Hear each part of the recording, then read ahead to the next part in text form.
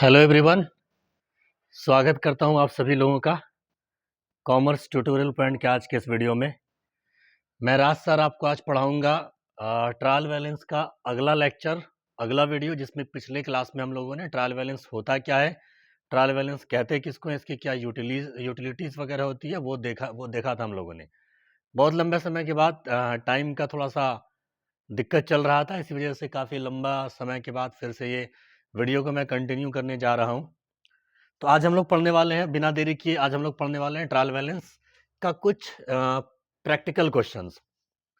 पिछले क्लास में हम लोगों ने ट्रायल बैलेंस होता क्या है, तो बस एक लाइन में समरी, एक लाइन में रिविजन्स में करता चलूं कि ट्रायल बैलेंस क्या होता था। तो ट्रायल बैलेंस का मतलब होता था समरी ऑफ लेजर, यानी कि जब लेजर के बैलेंसेस को, लेजर के टोटल को, लेजर के निष्कर्ष को, लेजर के जो भी बैलेंसेस आते थे उसको जब क्या करेंगे हम लोग एक स्थान पर ला के लिख लेंगे, तो वही कहलाता था आपका ट्रायल बैलेंस। ट्रायल बैलेंस क्यों बनाते थे हम लोग? क्योंकि इससे आपका ये पता चलता था कि पीछे में आपका जो भी ट्रांजैक्शंस हुआ, यानी कि जर्नल और लेजर जो हुआ है, अगर ये बराबर हो जाया करता था तो हम लोग ये कहीं ना कहीं मानकर चलते थे कि आपका तलपट अगर बराबर हो जाए तो ये मान के चलते थे हम लोग कि पीछे मोस्ट प्रोबेबिलिटी है कि पीछे का आपका सब कुछ सही हुआ होगा, कुछ एक्सेप्शंस को छोड़कर। कभी कभी ऐसा भी होता है कि वो बराबर कभी कभी नहीं भी होता। नॉर्मली ट्रायल बैलेंस क्या होता है, ये बराबर होता है।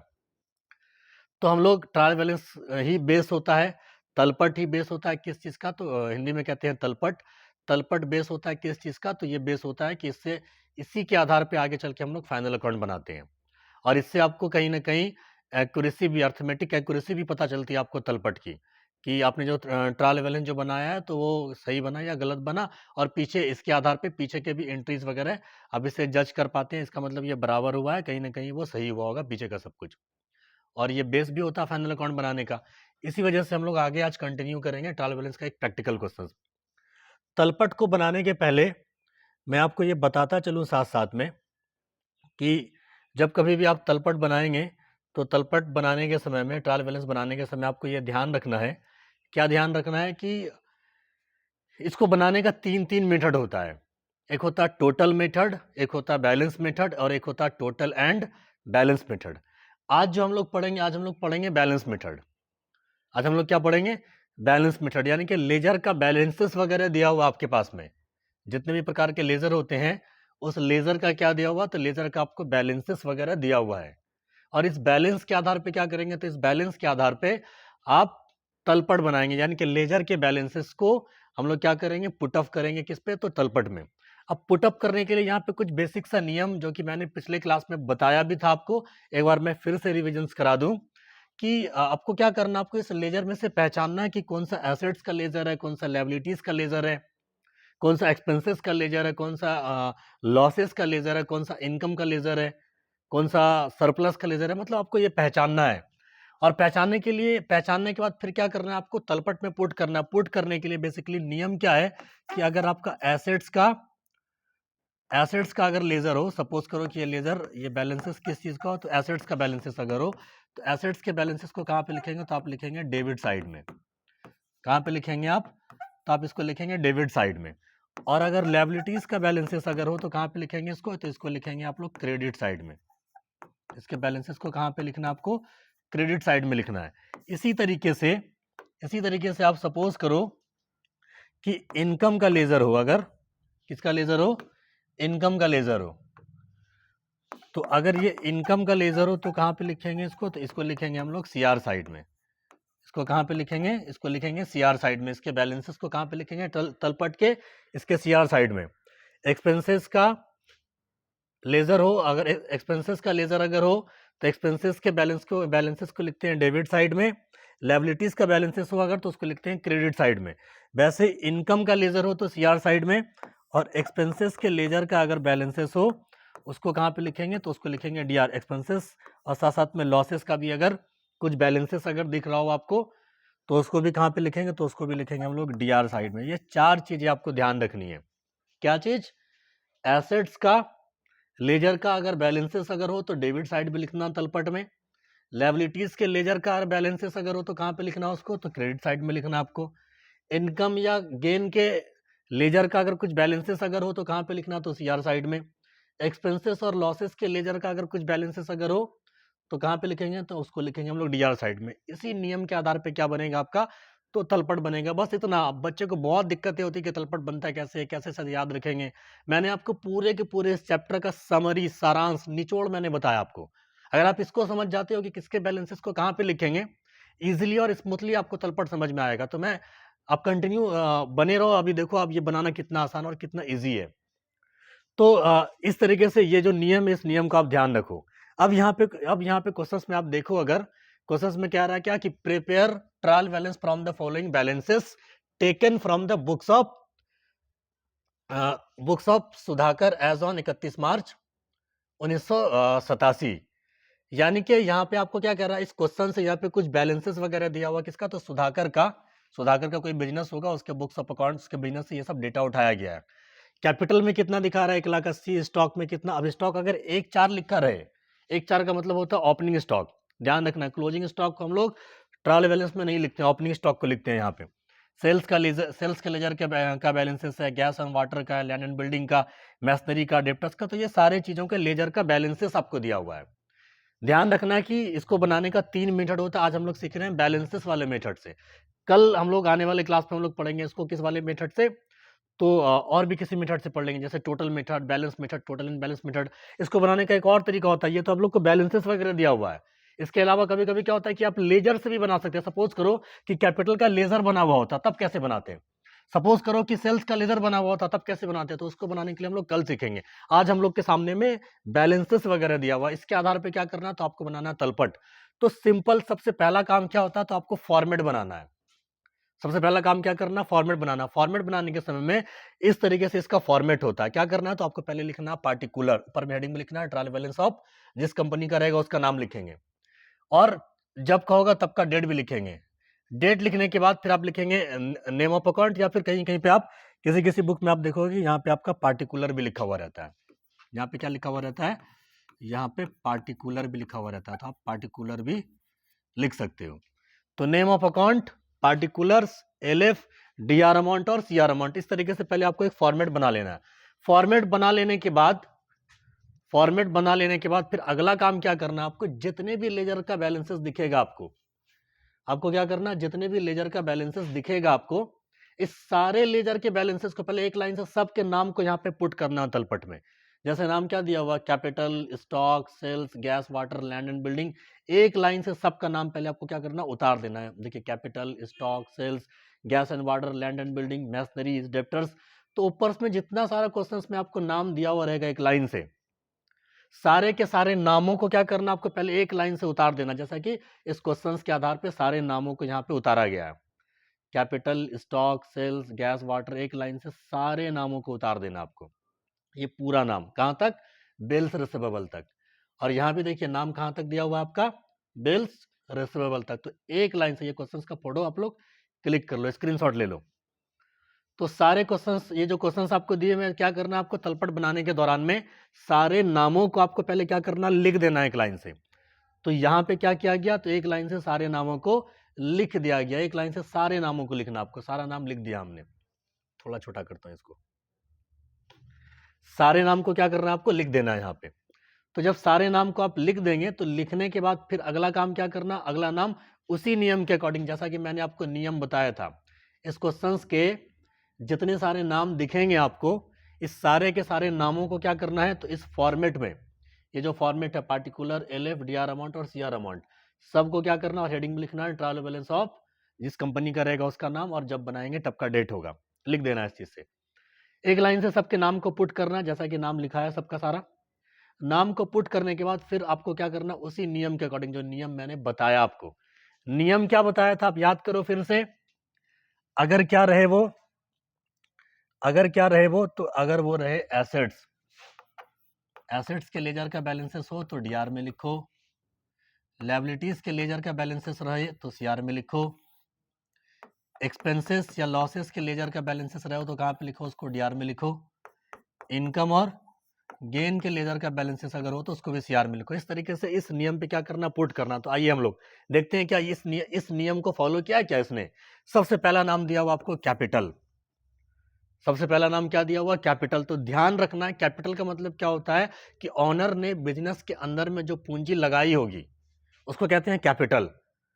तो बिजनेस, जैसा कि मैंने आपको थ्योरी के मतलब स्टार्टिंग में मैंने बेसिक्स में आपको समझाया था कि ऑनर को अलग समझना और बिजनेस को अलग समझना, दोनों में क्या होता है, दोनों होता है सेपरेट लीगल एंटिटी, दोनों अलग अलग चीजें होती हैं, दोनों को एक सेपरेट एंटिटी कॉन्सेप्ट समझना आपको।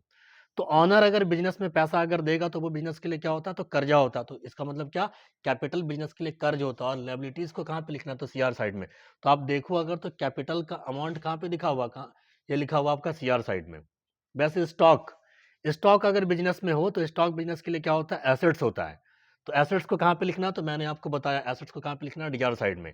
एसेट्स के लेजर के बैलेंसेस को कहाँ पे लिखना आपको, डीआर साइड में। तो आप देखो ये स्टॉक है और कहाँ पे लिखा गया, ये लिखा गया डीआर साइड में। वैसे सेल्स करना क्या होता है, तो इनकम होता है। सेल्स करना क्या होता है, इनकम। जैसे परचेज करना खर्च होता है, सेल करना बाय नेचर इनकम होता है। इनकम को कहाँ पे लिखना, तो आप देखो इनकम को कहाँ पे लिखना, सीआर साइड में। तो ये देखो सेल है और सेल का अमाउंट सीआर साइड में। वैसे गैस वाटर, गैस वाटर मतलब फैक्ट्री वगैरह में क्या होता है ना कि गैस वाटर कोल ये सब यूज होता है। तो ये सब क्या होता है, ये सब भी खर्च होता है। खर्च को कहाँ पे लिखेंगे, तो खर्च को लिखेंगे देखो डीआर साइड में। तो देखिए यहाँ पे गैस एंड वाटर, इसका अमाउंट आपको कहाँ पे दिखेगा, तो डीआर साइड में। वैसे ही आगे अगर आप देखो तो क्या लिखा हुआ, लैंड एंड बिल्डिंग। क्या लिखा हुआ है, लैंड एंड बिल्डिंग। तो लैंड एंड बिल्डिंग को अगर आप देखो तो ये क्या होता है बिजनेस के लिए, तो ये एक प्रकार का एसेट्स होता है। क्या होता है, ये एसेट्स होता है। तो एसेट्स को कहाँ पे लिखेंगे, तो मैंने बताया कि एसेट्स को कहाँ पे लिखना आपको, डीआर साइड में। तो आप देखो यहाँ पे लैंड एंड बिल्डिंग है आपका, ये डीआर साइड में लिखा हुआ 60,000 रुपया। वैसे मैसनरी, मैसनरी भी बिजनेस के लिए क्या होता है, तो मैसनरी भी बिजनेस के लिए एसेट्स होता है। ध्यान रखना है इस चीज को। मैसनरी क्या होता है बिजनेस के लिए, तो मैसनरी भी बिजनेस के लिए एसेट्स होता है। और एसेट्स होगा तो कहाँ पे लिखेंगे उसको, तो उसको भी लिखेंगे हम लोग डीआर साइड में। तो आप देखो ये मैसनरी का बैलेंसेस भी कहाँ पे लिखा हुआ, तो डीआर साइड में। वैसे क्या लिखा हुआ, डेप्टर्स। डेप्टर्स का मतलब क्या होता है कि जिस कस्टमर को आपने उधार में सामान बेचा होगा, जिस कस्टमर को क्या किया होगा, आपने उधार में सामान बेचा होगा, वो होता है डेप्टर्स। तो इसका मतलब क्या, जिसको आपने उधार में सामान बेचा उससे आपको पैसा आएगा, और पैसा जिससे आने वाला रहे वो बिजनेस के लिए क्या होता है, वो बिजनेस के लिए होता है एसेट्स। इसी वजह से क्या करेंगे हम लोग, इसको भी लिखेंगे डीआर साइड में। देखो यहाँ पे नियम, एसेट्स के लेजर को डीआर साइड में, एसेट्स के लेजर के बैलेंसेस को डीआर साइड में। तो आप देखो ये रहा डेप्टर्स, डेप्टर्स का बैलेंसेस कहाँ पे लिखा हुआ, तो डीआर साइड में। ठीक है ना। ये सब आ कहाँ से रहा, तो क्वेश्चंस में ये अमाउंट आपको दिया हुआ रहेगा, दिया हुआ है ऊपर क्वेश्चंस में। वैसे कमीशन, कमीशन के साथ में लिखा हुआ डीआर।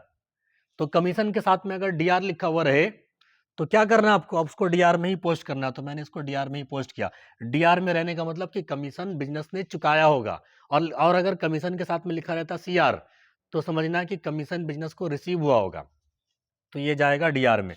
प्लांट बिजनेस के लिए एसेट्स होता है, देखो डीआर में लिखा है इसका अमाउंट। कैरेज का मतलब होता है भाड़ा, भाड़ा बिजनेस के लिए क्या होता है, खर्च होता है। खर्च के अमाउंट को देखो यहाँ पे लिखा हुआ डीआर, यहाँ पे देखो एक्सपेंसेस के अमाउंट को डीआर साइड में। वैसे रेंट रिसीव करना, रेंट रिसीव करना बिजनेस के लिए होता है इनकम। क्या होता है, वो इनकम होता है। अब देखो इनकम को कहाँ पे लिखना, इनकम और गेन को लिखना सीआर साइड में। तो आप देखोगे अगर तो रेंट रिसीव का अमाउंट ये सीआर साइड में लिखा हुआ, क्योंकि ये इनकम है। वैसे ही सैलरी, सैलरी बिजनेस के लिए क्या होता है, सैलरी बिजनेस के लिए होता है खर्च। बिजनेस में बहुत सारे स्टाफ जब काम करते हैं उसको क्या करना पड़ता है, उसको सैलरी चुकाना पड़ता है। सैलरी बिजनेस के लिए होता है खर्च, खर्च को कहाँ पे लिखना है, डीआर साइड में। तो आप देखो ये सैलरी का अमाउंट डीआर साइड में। ठीक है ना। इस तरीके से आगे अगर चेक करो इंश्योरेंस, आगे क्या लिखा हुआ, इंश्योरेंस। इंश्योरेंस बिजनेस के लिए क्या होता है, इंश्योरेंस बिजनेस के लिए खर्च होता है। क्या होता है, ये खर्च होता है। तो इंश्योरेंस खर्च होता है, तो इंश्योरेंस का अमाउंट आप देखो कहाँ, तो डीआर साइड में। कहाँ पे इंश्योरेंस का अमाउंट, इंश्योरेंस का अमाउंट है आपका, एक मिनट, इंश्योरेंस का अमाउंट आपको कहाँ पे लिखा हुआ, तो ये लिखा हुआ देखो इंश्योरेंस का अमाउंट ये डीआर साइड में। वैसे रिटर्न इनवार्ड, रिटर्न इनवार्ड का दूसरा नाम होता है सेल्स रिटर्न, याद रखेंगे, वेरी इंपॉर्टेंट। रिटर्न इनवार्ड का दूसरा नाम क्या होता है, सेल्स रिटर्न। तो आपको ध्यान रखना, सेल्स करना बिजनेस के लिए होता है इनकम। सेल्स करना क्या होता है, इनकम। तो जब सेल्स को आप लिखते हैं कहाँ, सेल्स करना बिजनेस के लिए क्या होता है, इनकम होता है। ध्यान रखेंगे ये क्या होता है, बाय नेचर इनकम होता है। तो सेल्स का अमाउंट जब सीआर में होगा तो सेल्स रिटर्न का अमाउंट कहाँ पे होना चाहिए, तो इसका अमाउंट होना चाहिए डीआर साइड में। कहाँ पे होना चाहिए, डीआर साइड में। तो आप देखो रिटर्न्स इनवर्ड कहाँ पे लिखा हुआ है, डीआर साइड में इसका अमाउंट। सिंपल सी बात, ये बात इस वाले नाम में बच्चों को कंफ्यूजन होता है। सबसे पहला चीज कि रिटर्न्स इनवर्ड का दूसरा नाम होता है सेल्स रिटर्न। सेल्स बिजनेस के लिए क्या होता है, इनकम होता है। इनकम कहाँ पे लिखेंगे, तो सीआर साइड में। मैंने नियम बताया था आपको। इनकम कहाँ पे, तो सीआर साइड में।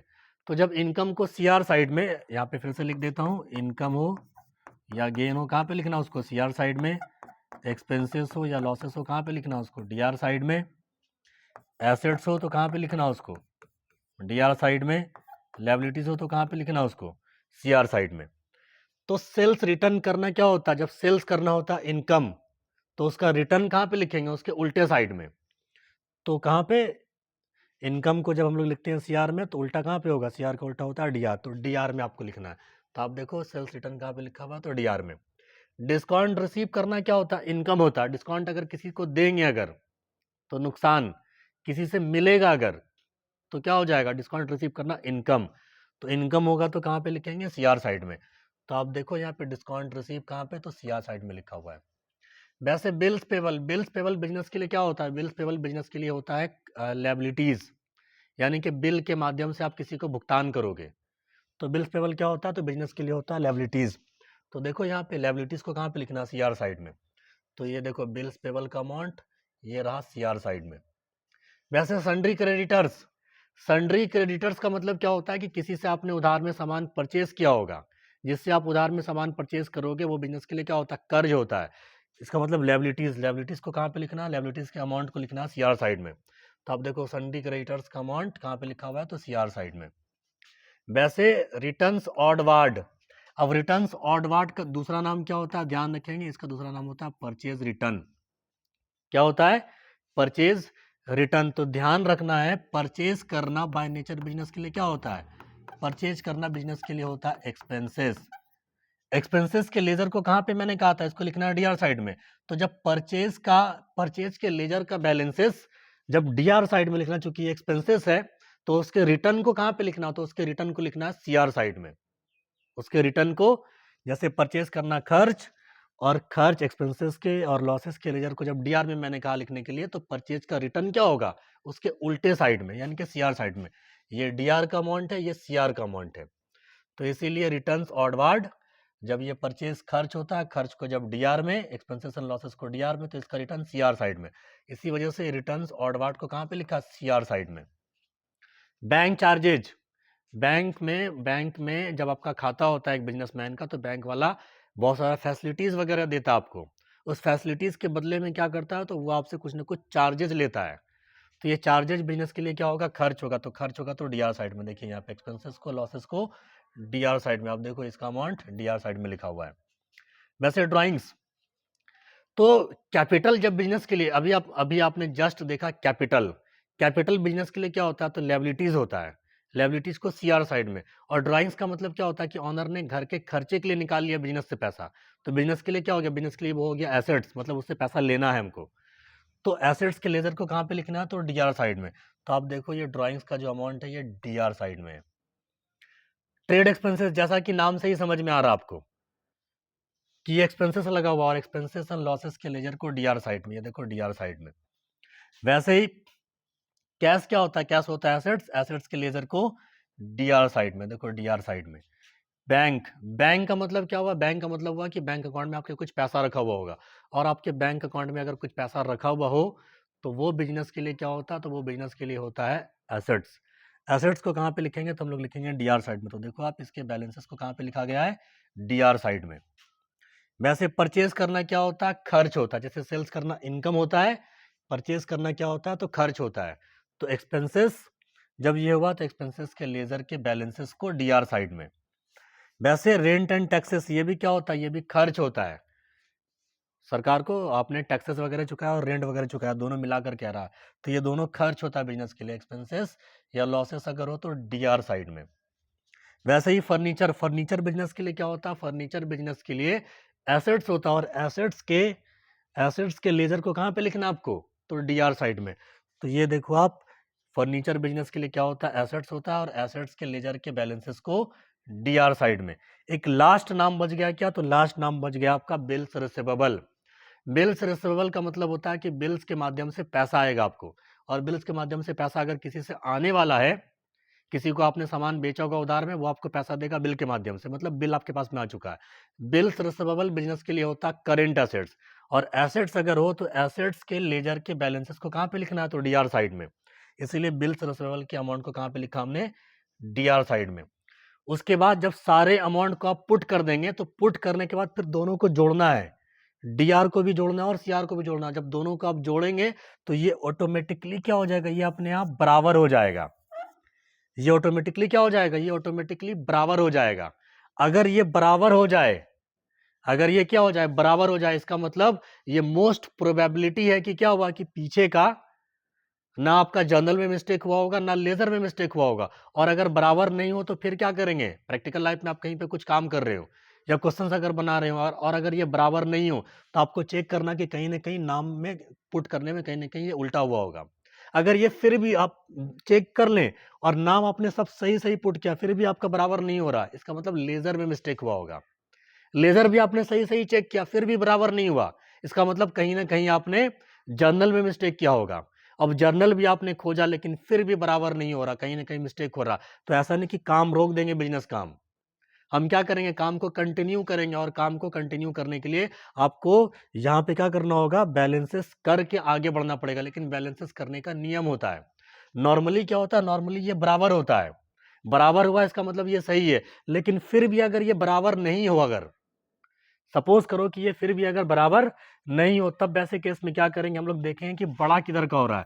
सपोज करो कि सीआर साइड का बड़ा हो जाए, डीआर साइड का छोटा हो जाए, तो डिफरेंस को बंद करेंगे सस्पेंस अकाउंट से। सीआर का बड़ा हो जाए यानी कि इधर का जोड़ ज्यादा हो जाए, इधर का हो जाए 1.5 लाख, इधर का हो जाए 1,20,000 रुपया, तो सीआर का बड़ा हो गया, डीआर का छोटा हो गया, तो डिफरेंस को बंद करेंगे सस्पेंस अकाउंट से। इसका उल्टा अगर हो जाए, डीआर का बड़ा हो जाए, सीआर का छोटा हो जाए, तो डिफरेंस को बंद करेंगे हम लोग कैपिटल अकाउंट से। जैसे सपोज करो, आप सपोज करो कि इधर का हो जाता कितना, इधर का हो जाता 4,87,000 रुपया, सीआर साइड का 4,87,000, 4,87,830 रुपया होता, और इधर का मात्र होता 4,87,000 रुपया। तो डिफरेंसेस कितने का आया, डिफरेंसेस आया आपका 830 रुपए का। तो ये जो 830 रुपए का जो डिफरेंसेस आया, नियम के अकॉर्डिंग सीआर का बड़ा हो जाए और डीआर का छोटा हो जाए, ये इधर रहता 4,87,830, इधर रहता है क्या, मात्र 4,87,000 रुपया। तो डिफरेंसेस कितने का है, डिफरेंसेस आया 830 रुपए का, और सीआर का बड़ा हो रहा है, डीआर का छोटा हो रहा, तो डिफरेंस को बंद करेंगे सस्पेंस अकाउंट से। तब आपको यहाँ पे क्या करना पड़ेगा, यहाँ पे एक नाम फिर से लिखना पड़ेगा, यहाँ पे आप लिखेंगे सस्पेंस अकाउंट, और डिफरेंस कितने का आया 830 रुपए का, तो 830 रुपए आप यहाँ पे लिखेंगे, और आप अपने आप क्या हो जाएगा, ये अपने आप बराबर हो जाएगा। सपोज करो इसका उल्टा अगर होता, इधर का होता 4,87,000 यानी कि डीआर का बड़ा होता, इधर का मात्र क्या होता 4,87,000 रुपया होता मात्र, इधर का होता 4,87,830 रुपया। इसका मतलब डीआर का बड़ा हो रहा है और सीआर का छोटा हो रहा है, तो डिफरेंस को कितने से किससे बंद करेंगे, डिफरेंस को बंद करेंगे कैपिटल अकाउंट से। यानी कि तब यहाँ पे सस्पेंस की जगह पे आपको क्या लिखना पड़ता, यहाँ पे लिखना पड़ता कैपिटल अकाउंट। और डिफरेंस कितने का आ रहा है, डिफरेंस इधर देखो आपका कम हो रहा है कितने का, तो 830 रुपए का, तो आप यहाँ पे लिखते 830 रुपया, और ये सस्पेंस अकाउंट इसके सामने में होता। कहने का मतलब नॉर्मल क्या होता है, नॉर्मली ये बराबर हो जाता, जैसे कि इस क्वेश्चन में हुआ है। मैंने एक स्टेप आपको ज्यादा समझाया कि सपोज करो कि ये अगर बराबर नहीं होगा, तो आपको चेक करना है तलपट में, यानी कि ट्रायल बैलेंस में, फिर चेक करना लेजर में, फिर चेक करना जर्नल में, फिर भी बराबर नहीं होता, हम लोग क्या करेंगे, हम लोग इसको इस नियम के अकॉर्डिंग बंद करके आगे बढ़ेंगे। यानी कि अगर सीआर का बड़ा हो, डीआर का छोटा हो, तो डिफरेंस को बंद करेंगे सस्पेंस अकाउंट से, जो डिफरेंस होगा तो यहाँ पे लिखेंगे, कभी यहाँ पे लिखना पड़ेगा, कभी यहाँ पे लिखना पड़ेगा, नियम के अकॉर्डिंग आपको चेक करना है। सीआर का बड़ा हो और डीआर का छोटा हो अगर, तो डीआर में फिर जितना कम होगा वो लिखेंगे। इसी तरीके से डीआर का बड़ा हो, सीआर का छोटा हो, तो फिर क्या करेंगे, जो कम आएगा उसको यहाँ पे लिखेंगे। कभी कैपिटल होगा यहाँ पे, कभी सस्पेंस होगा, कभी कैपिटल होगा, कभी सस्पेंस होगा। तो आई होप कि आपको ट्रायल बैलेंस बहुत इजी वे में समझ में आया होगा। आप इस क्वेश्चंस को प्रैक्टिस करो, और ये क्वेश्चंस है यहाँ पे, इस क्वेश्चंस का आप फोटो स्क्रीनशॉट ले लो। सबसे पहला काम, सबको आप पुट करोगे सारे नाम को, समरी एक बार फिर से मैं समझाता हूँ लास्ट में, सारे नाम को आपको पुट कर लेना है। उसके बाद चेक करना है कैपिटल, कितना अमाउंट है, तो 1,80,000 रुपया। कैपिटल बिजनेस के लिए क्या होता है, तो लायबिलिटीज होता है। इसका मतलब लायबिलिटीज का मतलब इसको सीआर साइड में लिखना। तो देखो आप कैपिटल के अमाउंट को कहाँ पे लिखा गया है, सीआर साइड में। वैसे ही स्टॉक, स्टॉक कितना, तो 49,200 रुपया स्टॉक एसेट्स होता है। तो आप देखो स्टॉक के अमाउंट को कहाँ पे लिखना है, डीआर साइड में। वैसे सेल्स, अगला नाम क्या दिया हुआ, सेल्स। सेल्स करना क्या होता है, इनकम होता है। इनकम का अमाउंट कितना, 2,43,600। तो आप देखो सेल्स इनकम होता है, इसलिए इनकम की वजह से इसको कहाँ पे लिखा हमने, सीआर में लिखा। कहने का मतलब किस तरीके से आपको इसी नियम पे फॉलो करके आपको लिखना है। तो आई थिंक कि आपको लेक्चर पसंद आया होगा। अगर लेक्चर पसंद आया होगा तो चैनल को सब्सक्राइब करें, लाइक करें, अपने दोस्तों के साथ में शेयर करें। Thank you for watching.